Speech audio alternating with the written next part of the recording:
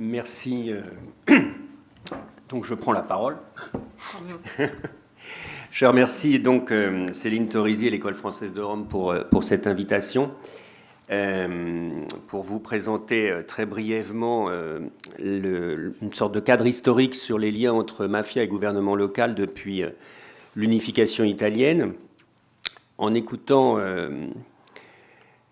Thierry Delpech, je me suis dit qu'après tout, il aurait peut-être mieux valu demander à un Français, un historien français, de faire l'histoire de l'infiltration des clans criminels dans l'histoire française plutôt que dans l'histoire italienne, étant donné qu'il y a parmi nous de remarquables spécialistes. Et c'est l'occasion pour moi de rendre officiellement hommage au professeur Enzo Ciconte, dont les travaux, non seulement sur la mafia calabraise, ont été extrêmement innovants, mais en outre, pour les étudiants, mais aussi pour nous tous, la synthèse sur l'histoire criminelle des trois mafias depuis les origines ont été extrêmement utiles, et c'est pour moi une occasion de m'acquitter d'une dette, puisqu'il m'a été très, très utile pour l'écriture de mon livre sur le pouvoir invisible, cette histoire de la mafia et de la démocratie.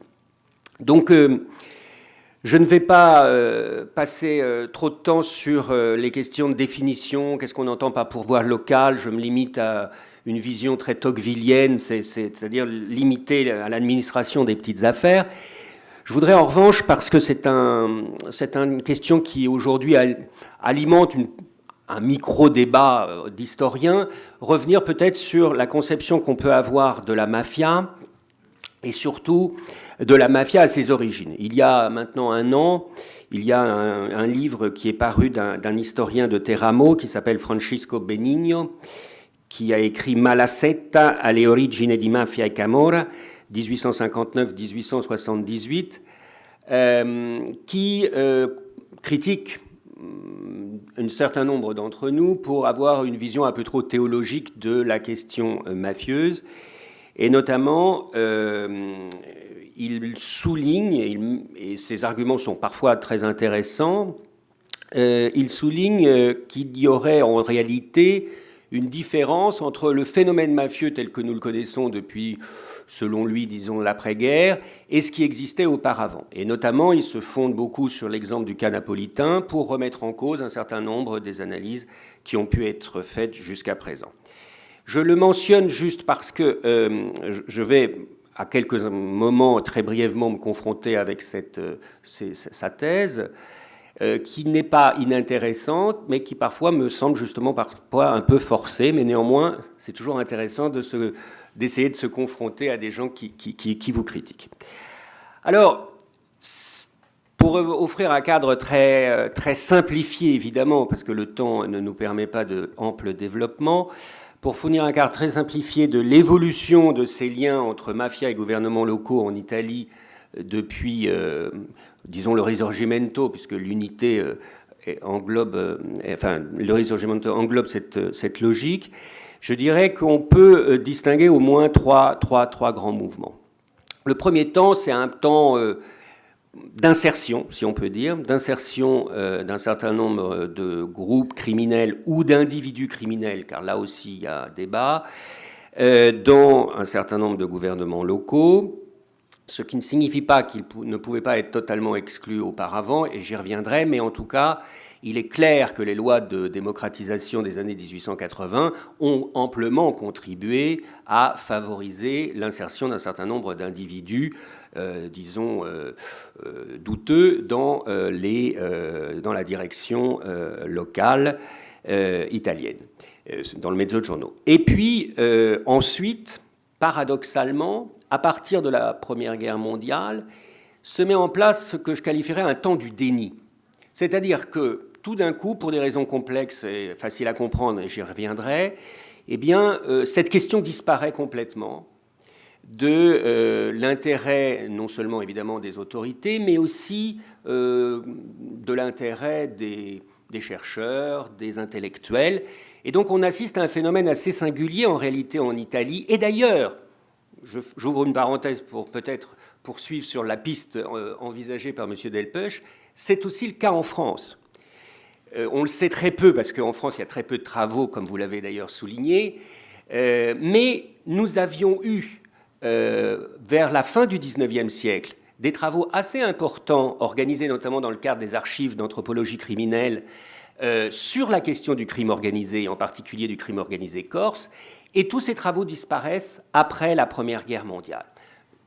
J'émettrai une hypothèse lorsque je développerai ce point.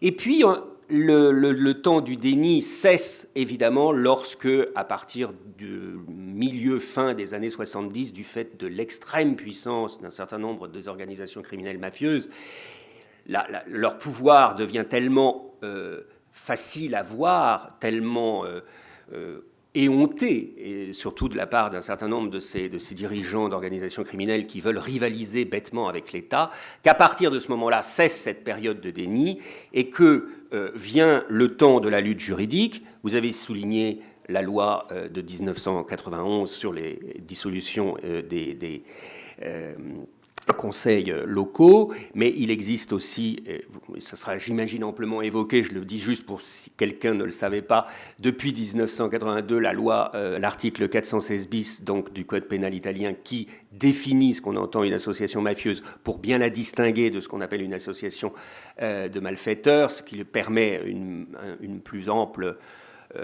poursuite des infractions criminelles. Et ça, c'est aussi un élément pour lequel il est beaucoup plus difficile en France de parler de cette question. Je travaille là-dessus, donc je peux vous le dire. C'est parce que le chercheur se trouve confronté à une difficulté. Il n'y a pas, notamment, de décision judiciaire quasiment définitive sur un grand nombre des éléments et des événements qui peuvent très clairement s'apparenter à ce que je dis mutatis mutandis, mais nous pouvons constater dans certains cas en Italie.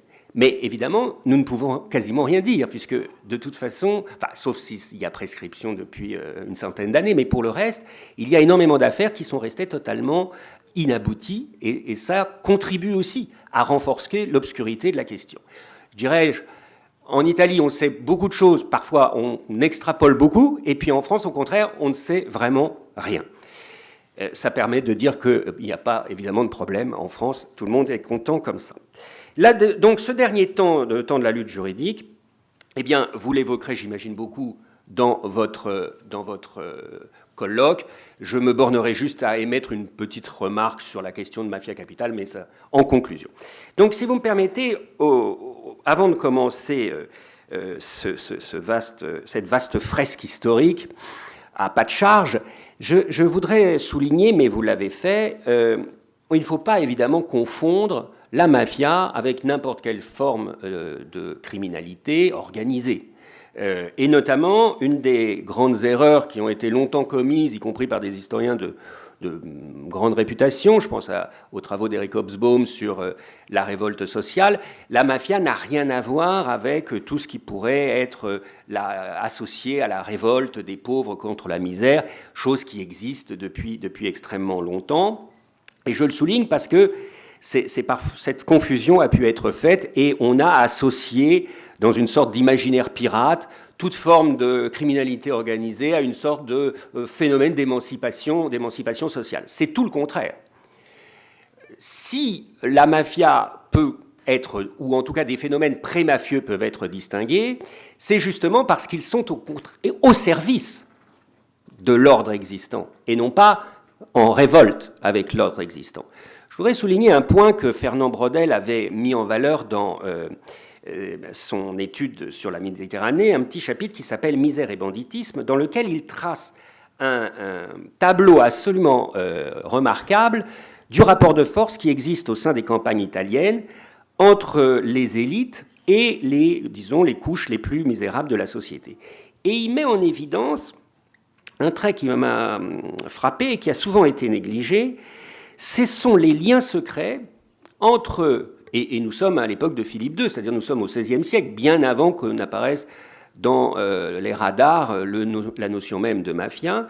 Ce sont les liens secrets donc qu'il établit entre les grands seigneurs fonciers ou leurs attendants et ces criminels.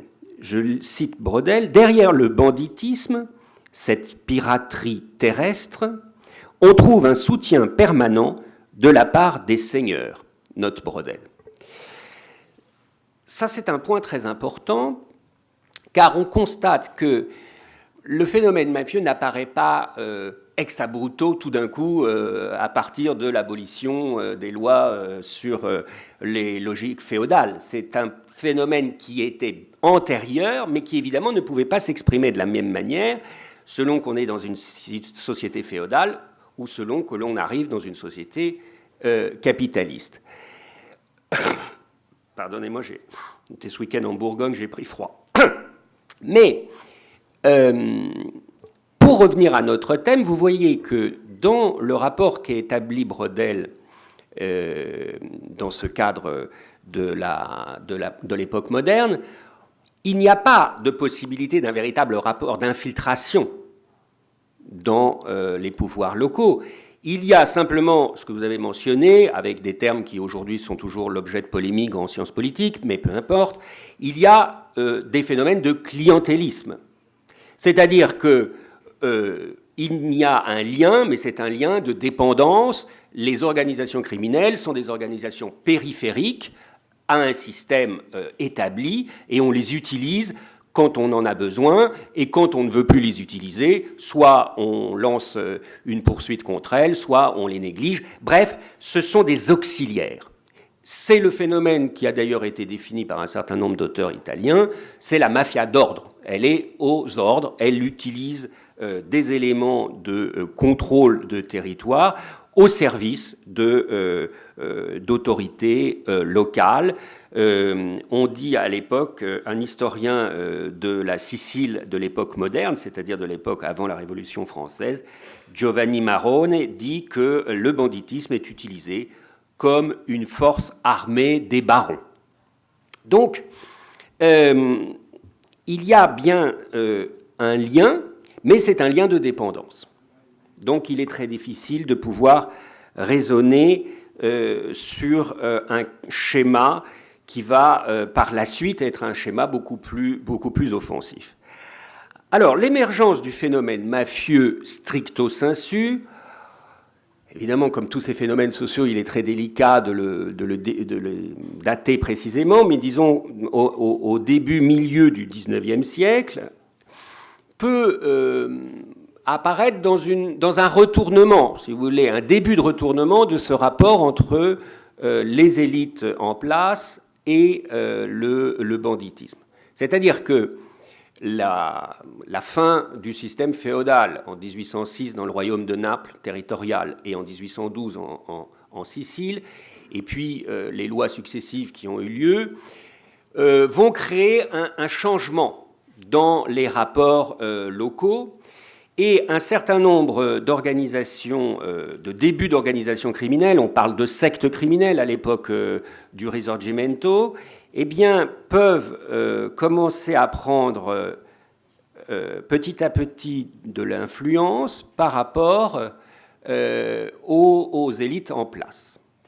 Et une des études les plus célèbres, aujourd'hui parfois un peu contestée en raison du regard très aristocratique de son auteur, le baron Franchetti, mais qui reste tout de même une des meilleures références, de mon point de vue, de la situation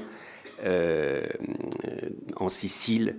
C'est une œuvre qui a été écrite en 1876 qui s'appelle « Les conditions politiques et administratives de la Sicile », qui n'a pas eu beaucoup de succès en dehors de l'Italie, parce qu'avec un titre pareil, c'est pas facile de la vendre, mais qui est une œuvre vraiment remarquable.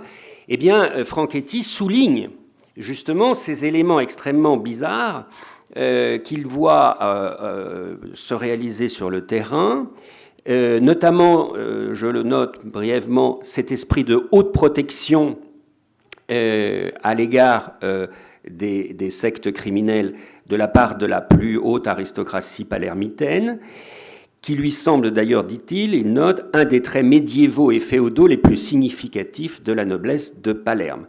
Donc il en déduit que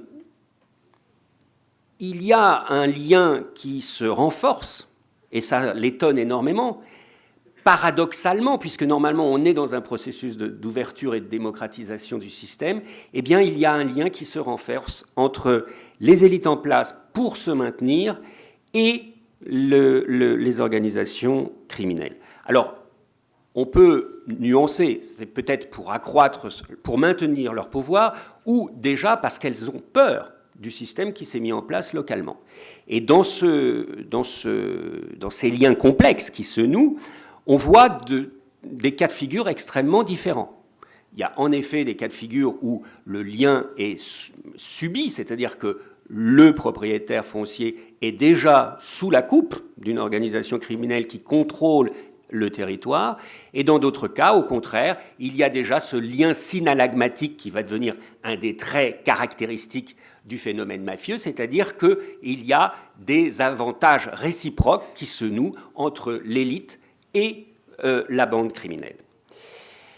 Et alors, à partir de là, nous commençons à voir un cadre nouveau où la mafia sort du caractère totalement périphérique au système de gouvernement local et commence à rentrer dans les logiques mêmes du gouvernement local.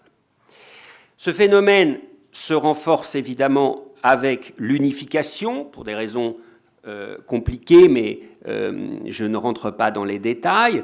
Ce sont d'ailleurs des raisons parfois contradictoires, mais on constate dès les années 1870, notamment à la suite de rapports qui sont même lus au Parlement italien.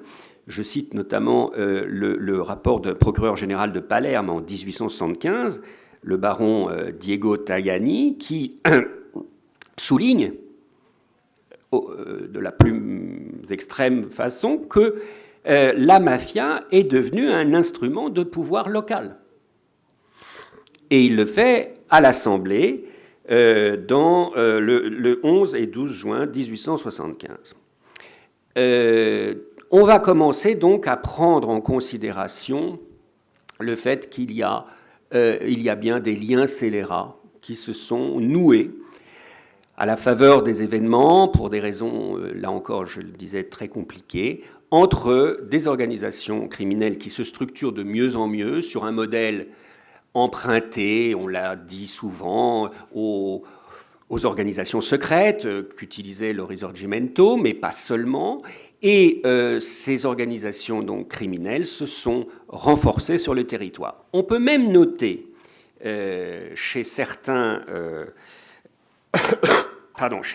auteurs que ce renforcement sur le territoire s'est fait avec la complicité des forces politiques et des forces même policières, puisqu'il y a un chef de la police de Palerme dans les années 1867-68 qui s'appelle Giuseppe Albanese, qui est très ouvertement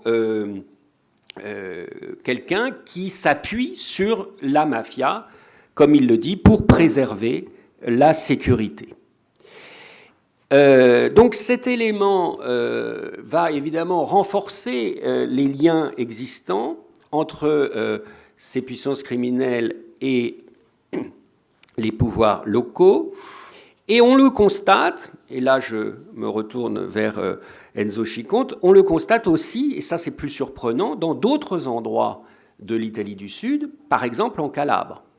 La Calabre avait toujours été négligée, y compris à l'époque, parce qu'on se focalisait sur la Sicile. D'ailleurs, Franchetti et Sonnino partent en Sicile pour comprendre les phénomènes criminels, pas seulement criminels d'ailleurs aussi, mais d'autres. Sonnino s'intéresse à la question agricole essentiellement, mais la Calabre a toujours été négligée. Or, les travaux de Enzo Ciconte ont montré que, eh bien, en Calabre aussi, on accuse les préfets de nommer des maires camoristes, on accuse une utilisation politique d'éléments mafieux, notamment dans la lutte électorale.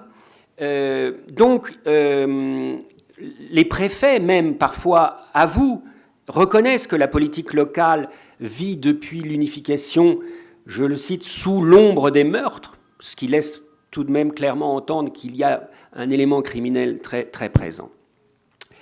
Le débat, mais je ne l'ouvre pas, se situerait sur la question de savoir est-ce que ce sont des éléments criminels indépendants ou est-ce que ce sont vraiment des éléments criminels déjà organisés en bandes criminelles structurées qui peuvent annoncer les phénomènes mafieux. À Naples, là, la question est aussi très compliquée parce que à Naples, la Camorra est une mafia urbaine de bien plus basse extraction que la mafia sicilienne. Et en conséquence de quoi, il est clair que, au moins jusqu'aux années 1880, du fait de cette extraction extrêmement basse, elle mettra beaucoup plus de temps avant de pénétrer véritablement les hautes sphères du pouvoir local et d'y nouer des liens synalagmatiques. On cite toujours évidemment l'histoire du préfet Romano qui, en 1861, pactise avec le chef de la Camorra locale, Salvatore de Crescenzo, pour essayer de maintenir l'ordre au moment où la famille des Bourbons a fui la capitale et où les troupes de Garibaldi arrivent. Mais comme l'a justement montré l'historienne Marcella Marmo, ce pacte scélérat n'a absolument rien à voir avec les pactes qui sont noués en Sicile entre les élites locales et le pouvoir criminel. Le préfet Romano était dans une situation d'urgence extrême, il y avait un risque de guerre civile. On n'est pas du tout dans la même situation, et par rapport au thème qui nous intéresse, on n'est pas du tout dans la même logique d'infiltration des pouvoirs officiels. La Camorra, en tant que telle, infiltrera ou tentera d'infiltrer dès l'unification italienne les pouvoirs locaux, mais il y aura aussi, il ne faut pas le négliger, des réactions de la part des pouvoirs locaux et surtout du pouvoir central pour combattre cette infiltration. Et donc le rapport de protection reste, à mon avis, encore pendant quelques années dans un sens classique, c'est-à-dire du haut vers le bas, mais pas à égalité. Alors, tout cela fait que il est encore assez compliqué de dénouer tous les liens particuliers qui se mettent en place dans ces années essentielles dans l'histoire italienne, mais aussi, et j'y reviendrai très très brièvement pour pas justement partir dans tous les sens, mais aussi si on regarde dans l'histoire française. Dans les années 1880-1890, il faut étudier l'histoire corse pour comprendre à quel point il y a aussi ces liens. Ils n'ont pas la même importance. La Corse n'a pas la même importance que la Sicile, n'a pas la même richesse évidemment que Naples. Mais on assiste déjà à ces prises de position de pouvoir déviants, criminels, obscurs, comme vous voulez, avec la démocratie locale qui émerge. Il ne s'agit pas du tout d'avoir un discours antidémocratique. Il s'agit juste de souligner à quel point, justement, la démocratie, pour être préservée, doit être plus particulièrement attentive à ces questions d'infiltration. Parce que, justement, c'est dans un pouvoir démocratique qu'on peut infiltrer. Ce n'est pas, évidemment, dans un pouvoir totalitaire. Donc, comme par hasard, eh bien, ce sont des années où on voit se mettre en place ces liens. Et on peut dire qu'à partir des grandes lois de démocratisation italienne de 1880, eh bien, s'ouvre ce que j'appellerais donc une deuxième phase, cette phase de l'insertion mafieuse ou de la mafia comme instrument de gouvernement local. Alors, en un mot pour les Français, l'unification italienne s'était faite d'une manière extrêmement élitiste. Enfin, les Français qui ne connaîtraient pas l'histoire italienne, il y en a peut-être quelques-uns. Moins de 2% de la population pouvait voter après l'unification italienne en 1861. À partir donc des lois de 1880, il y a une certaine ouverture qui est faite vis-à-vis de ce qu'on pourrait appeler en France les classes ou les couches nouvelles, et il y a à peu près 2 millions de personnes qui désormais peuvent voter. Et ça va évidemment offrir un appel d'air pour des individus ambitieux, douteux, violents, ce que Franchetti appelle les facinorosi della classe media, qui désormais vont pouvoir accéder à des fonctions de direction des instances locales. Alors, il y a tout un nombre incalculable d'affaires qui témoignent de l'insertion désormais de ces organisations criminelles dans la gestion locale. Je ne vais pas les évoquer toutes ici, loin de là. Je soulignerai juste le rapport d'un questeur qui me semble d'une très grande fiabilité, le questeur Sangiorgi, qui, en 1898, écrit au ministère de l'Intérieur pour l'informer de la corruption des élites de l'île. Saint George y écrit « Les chefs de la mafia sont sous la protection de sénateurs, députés et d'autres personnages très influents qu'ils protègent et défendent pour être ensuite, à leur tour, protégés par eux et défendus. » Donc là, on voit bien qu'il décrit justement ce phénomène synalagmatique dont je parlais. Et c'est d'ailleurs à cette époque-là qu'apparaissent des termes inspirés d'ailleurs pour certains de Balzac, qui distingue, comme vous le savez, dans les scènes de la vie parisienne, la haute pègre et la basse pègre. Eh bien, désormais, on voit apparaître dans la littérature italienne de cette époque les termes de haute camorra, basse camorra, haute mafia, basse mafia, mafia in guanti gialli, c'est-à-dire haute mafia et la mafia populaire, si vous voulez. Alors, c'est là où, au fond, commence à se structurer l'idée qu'il existe des zones grises, le terme a été utilisé, et ça me paraît être en effet le mot aujourd'hui encore de très haute actualité, des zones grises où eh bien, des élites légales fréquentent ce qu'on pourrait appeler des élites criminelles. Et cette question des zones grises va rester un élément extrêmement difficile à cerner pendant eh bien, tout un siècle, c'est-à-dire de la fin du XIXe siècle jusque dans les années 1980 ou plutôt même 90. Cet élément de zone grise nous permet de comprendre un point fondamental, j'insiste juste quelques instants, et que déjà les observateurs de la fin du XIXe siècle soulignent, c'est que la mafia, au sens large, Camorra, mafia, on ne parle pas de 'ndrangheta encore à l'époque, la mafia est passée du rôle de facteur d'ordre à celui du rôle d'instrument du gouvernement local. Et un certain nombre d'affaires illustrent, ce sont des petits indicateurs évidemment, parce que la plupart des choses nous sont restées encore très obscures, mais un certain nombre d'affaires soulignent justement les liens qui se sont tissés entre ces deux mondes.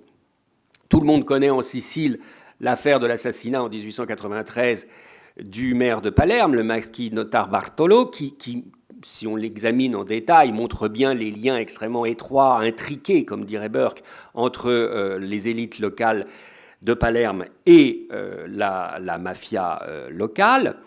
Et de même à Naples, on a un certain nombre d'affaires aussi extrêmement embarrassantes qui soulignent les liens qui se sont noués entre la municipalité et des forces criminelles. Je prends un exemple qui rappelle quelque chose qui s'est passé plus récemment au début des années 1980 avec le tremblement de terre de Naples. Eh bien, en 1885, la municipalité de Naples a été victime d'une épidémie de choléra et une loi du 15 janvier 1885 a accordé plus de 100 millions à la municipalité pour assainir les quartiers pauvres de la ville basse.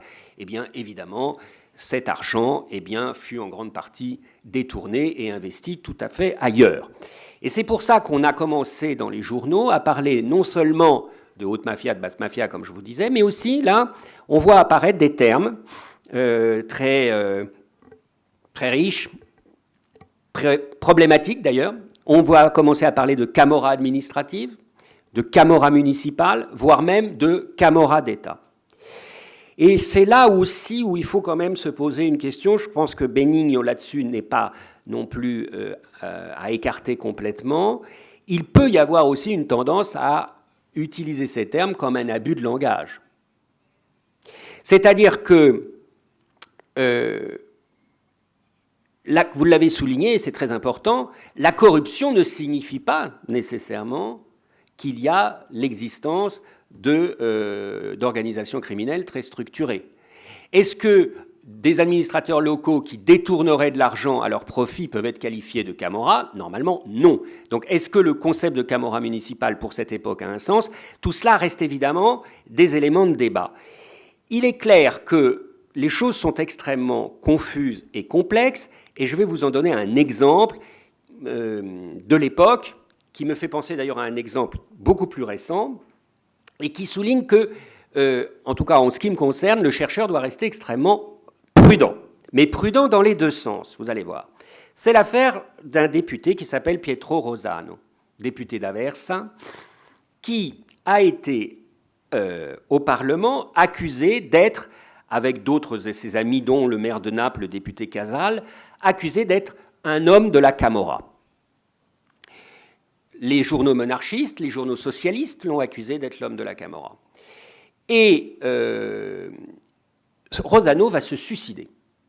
On est à l'époque du gouvernement Giolitti, célèbre gouvernement, dont vous savez, pour être accusé d'être le ministre de la Malavita, mais on est au moment donc du gouvernement Giolitti, et le suicide de Rosarno va servir au gouvernement pour dire et accuser justement ceux qui étaient les accusateurs, en disant, voyez, vous racontez n'importe quoi, puisque il n'y a pas cet homme n'est absolument pas lié à la Camorra, sinon il ne se serait pas suicidé. Et alors, les études récentes faites par des élèves de Isaia Sales ont montré que, au contraire, Pietro Rosarno, qui a encore aujourd'hui sa statue dans le jardin municipal de Aversa, eh bien, serait bien en lien avec les organisations camorristes locales et il aurait bien été un de ces premiers spécimens de ce que les Italiens appellent aujourd'hui, dans un langage criminologique qui n'a aucune valeur sociologique, de la bourgeoisie mafieuse. Donc vous voyez, on est vraiment face à des phénomènes extrêmement compliqués où chaque partie instrumentalise la question de l'accusation mafieuse. Les uns pour dire la mafia n'existe pas, thème qu'on a bien connu en Italie jusqu'à assez récemment, et puis pour l'autre, de voir de la mafia partout, y compris là où elle ne serait pas. Alors, ces travaux et cette sensibilisation sur la question mafieuse vont durer jusqu'à la Première Guerre mondiale. Il y a par exemple à Naples un rapport Saredo de 1901 qui va très très loin dans le détail sur l'organisation de la Camorra et autres. La Première Guerre mondiale va mettre, ce n'est pas très surprenant pour vous tous, va mettre un terme à ce développement concernant l'étude de la mafia en Italie, et va s'ouvrir donc une troisième phase, sur laquelle je serai extrêmement bref, puisqu'elle est beaucoup plus connue. C'est la phase du déni qui va, disons, de la fin de la Première Guerre mondiale, d'ailleurs même du début de la Première Guerre mondiale, jusque dans les années 1980. Le temps du déni s'explique pour plusieurs raisons, évidemment. D'abord parce qu'il y a d'autres périls. Regardez aujourd'hui.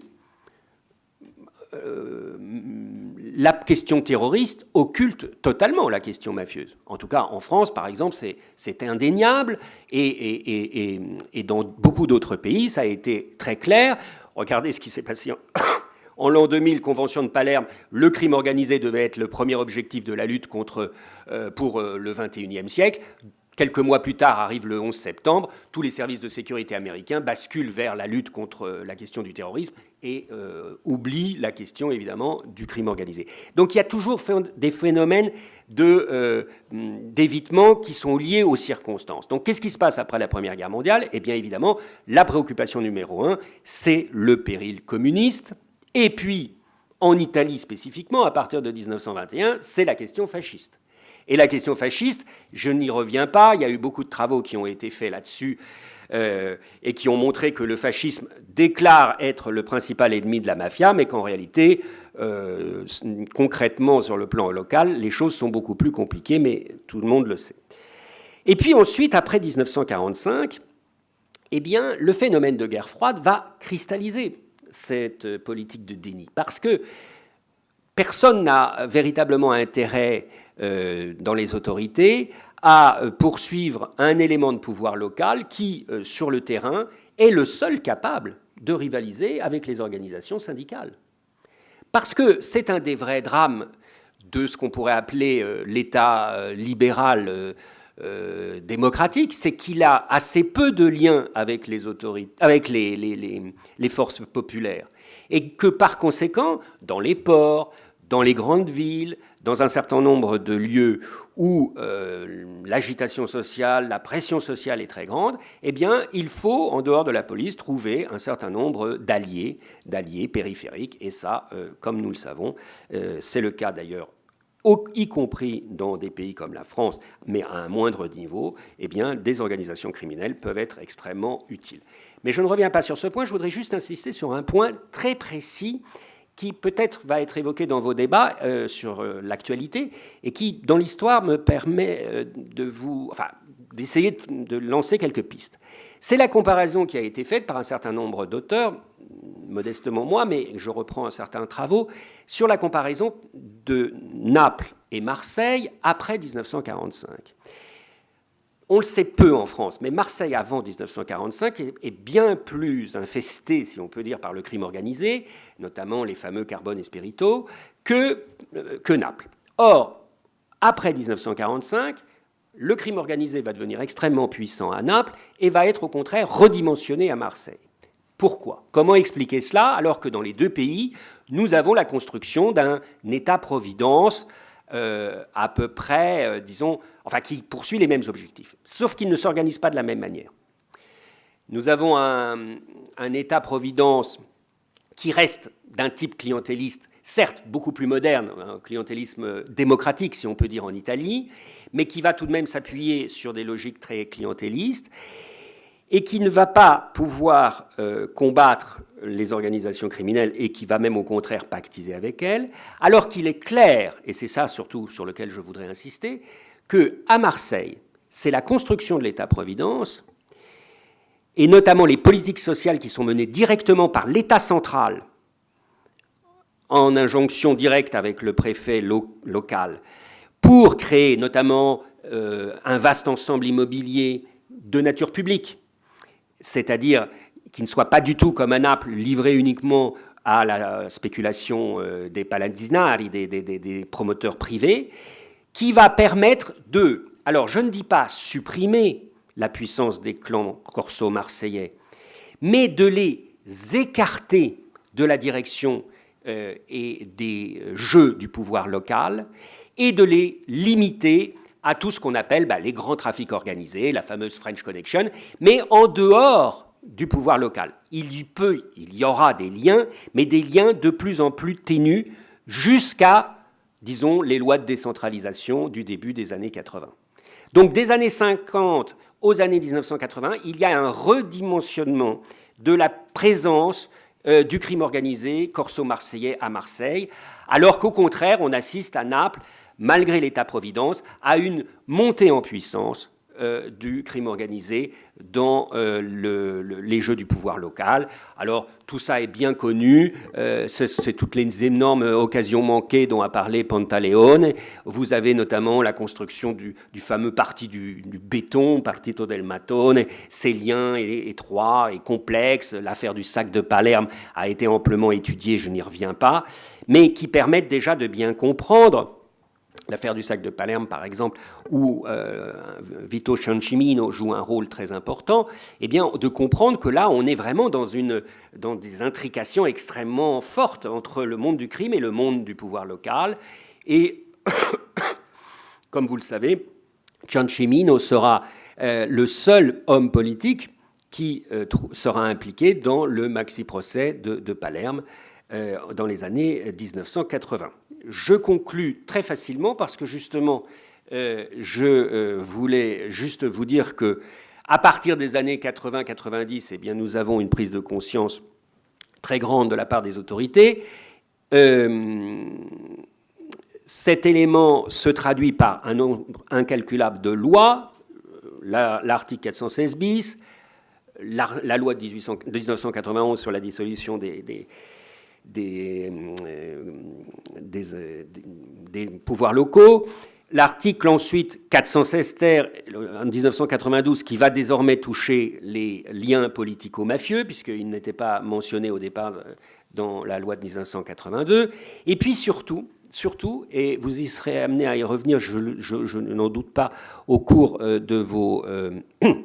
du colloque, l'importance de la jurisprudence sur la question du concours externe en association mafieuse, qui est vraiment l'élément clé pour essayer de saisir l'existence de ces zones grises, de ces liens synalagmatiques qui se sont tissés entre les pouvoirs politiques, économiques, sociaux, footballistiques, enfin tout ce qu'on veut, et les organisations criminelles. Cet élément-là n'existe pas en France.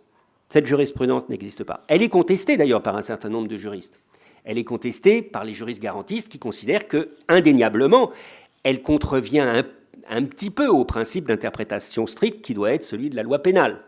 Néanmoins, je pense qu'elle est extrêmement importante parce que c'est grâce à cette articulation jurisprudentielle du concours externe en association mafieuse que l'on va pouvoir toucher cette question très complexe pour le juriste des zones grises qui sont les véritables défis aujourd'hui de la globalisation économique. Je donc m'arrête là. J'aurais voulu vous dire un mot sur Mafia Capital, mais j'ai vu qu'il y avait des interventions dessus, donc je reste extrêmement serein en ayant raccourci la dernière partie. Je vous remercie pour votre attention.